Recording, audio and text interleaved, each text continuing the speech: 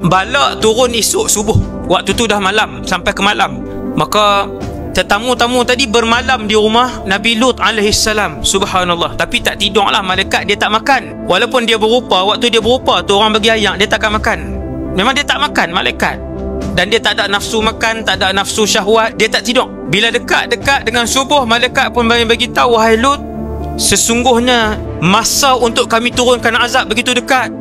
Ni gerun ni. Alaysa subuhu biqarib, wahai Lut, sesungguhnya subuh sangat hampir.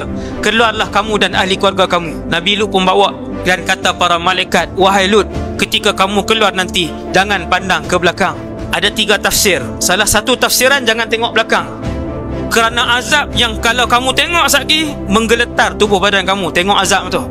Kira Nabi Lut duduk berjalan ni, dia keluar pergi mana? Dia keluar pergi ke port penakan dia. Jauh tuan, 1000 kilometer. 1000 kilometer. Daripada Sadum tu nak pergi ke Palestin, 1000 kilometer. Tak silap saya 1000 lebih.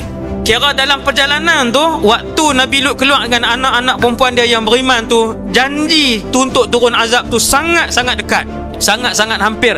Sekira-kira duk tengah keluar tu, jauh sikit tu, boleh nampak azab sudah pun diturunkan. Tapi malaikat pesan dah, wala yaltafit minkum ahadun, jangan tengok ke belakang. Kata para ulama tafsir, takut kamu jadi macam mabuk. Boleh jadi mabuk, boleh jadi hilang akal. Tuan-tuan, bukan kena azab, tengok azab. Allahu Akbar. Apa dia?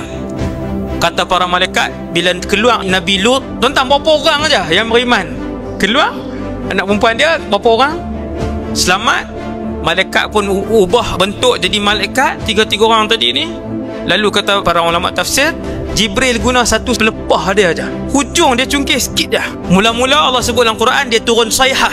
Boleh baca. Sayhah ni suara bingit didengari oleh seluruh penduduk Sadum tersebut. Suara apa ni? Dia turun daripada langit, suara yang kuat.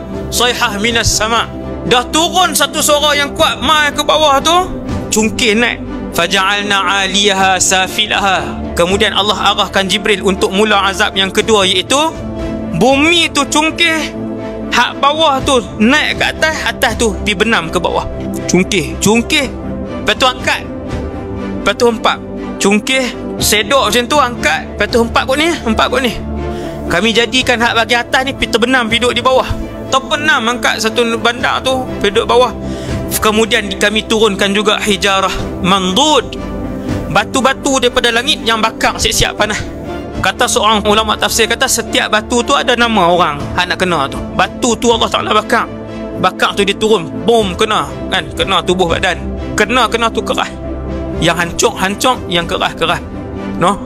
Itulah bentuk azab yang sampai malaikat arahkan Nabi Lut dan beberapa orang yang selamat tu untuk keluar dan tinggalkan, dan jangan paling ke belakang.